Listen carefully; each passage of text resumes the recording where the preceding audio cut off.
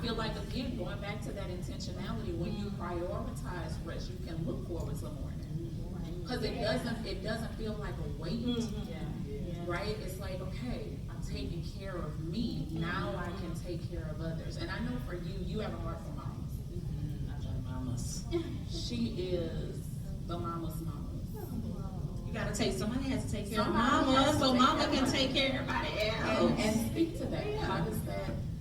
I have a friend that I went to LSU, so I went to college with her, and she had a post the other day that had me laughing, but it was so true. She was like, "Man, you wake up in the morning and you already a mom, like immediately.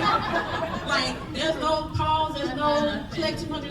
Like I don't even. I'm a new person. It's a new day. I don't even know myself yet, and I'm a mom already. I haven't even brushed my teeth. I don't have today's teeth yet. It's yesterday's teeth, yesterday's breath, and I'm already somebody's mom. And so I think for me, what I had to really begin to learn, and again, I'm still a student of rest. I'm still trying to figure this out, but I have to get up early too. And I want to be a morning girl so bad. I want to be a morning girl. I want to be a farmer. I want to be. I want to bake vineyards. I want to own a vineyard. I want to bake focaccia bread. But I have to get up early so that I can center myself first, because I would do a disservice to my son and my daughter, especially my daughter. My daughter is 7, and she is me, warmed over. God bless her. And she's very sensitive. So sometimes when I'm not ready to engage as a mom, I find myself snapping at her, and she does not deserve that. So unfair to her, because I haven't taken the time to be intentional about my rest. I think sometimes we try to use a vacation or a spa day or a dinner as a Band-Aid on a bullet hole. So you cannot make a trip or something extravagant a replacement for regular regimented rest. If your life is raggedy and you are tired, a vacation will not fix that. You're still gonna be tired. And guess what? That part. And guess what? When you come home from the vacation or from the spa day or from the dinner, you right back to the rag. And so you are allowing your poor management of your rest to impact everything around you. And so I'm gonna be honest. I'm not gonna be transparent. I'm gonna be translucent. Said Sheryl. Okay, I dealt with that in our mastermind last night. I don't believe that leaders should always be transparent with everybody. Right. Be translucent. Let them see through a little bit, but everybody doesn't deserve your truth. That's a part of rest, is not allowing that level of transparency to everybody. And that's why I'm in the hallway right now. The reason why I love education, y'all, and I know Pastor Christian, I know you feel me because we're in a similar space.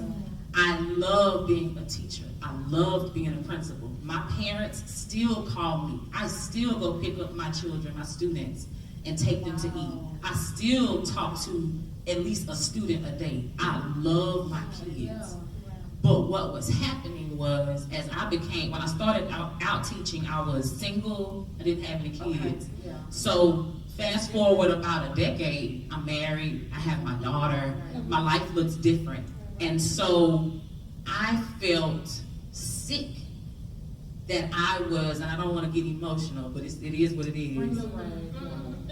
And these lashes, girl, with my lash girl on.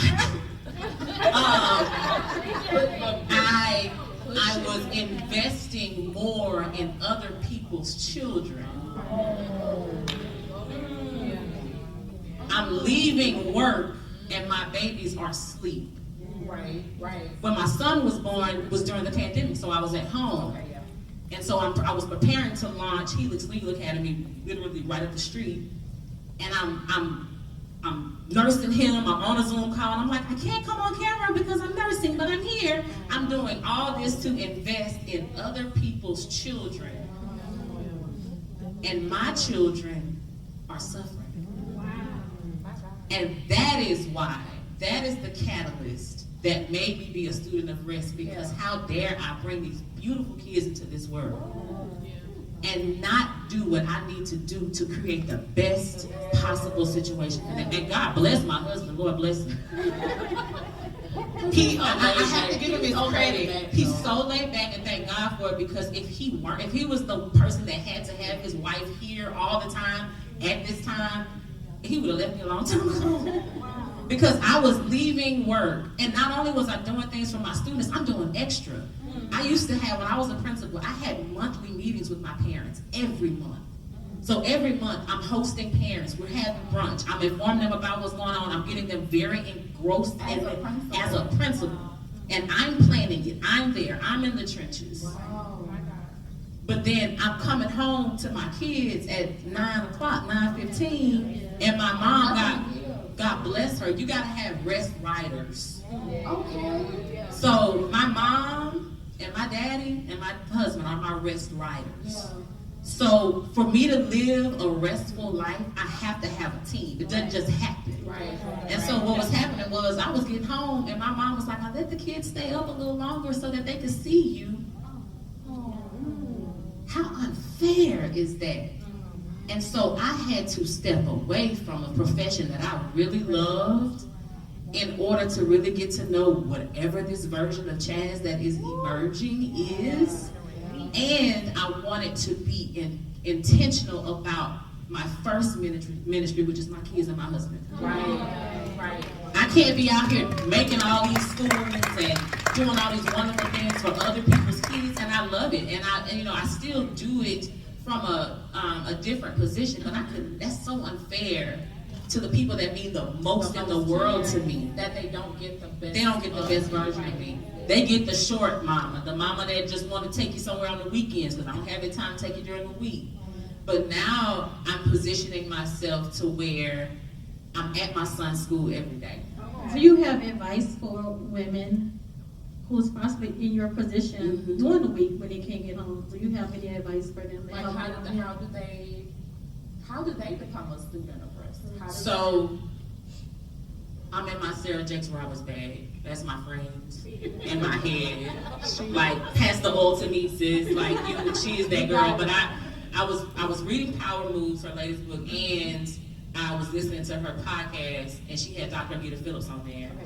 And she said that people were asking her, like, how do you do it all? How do you do it all? I don't. Because I can't. I'm not positioned for that. That's not my job. So what I would tell you is, if you're trying to figure out what that looks like, the decision that I had to make for myself was, I want to show up to the places where I'm irreplaceable. Let me tell you something. I love that school. I founded the school. The way they walk in the hallways, their mission, their vision, their values. I created all that with God and me and a list from Brene Brown. I didn't have a lot of support. And so when I walked away from that position, immediately there was a new principal. Now, it's somebody that I hired as my AP. But getting it done without that part. So I am intentional about showing up to the places where I know there's only one me.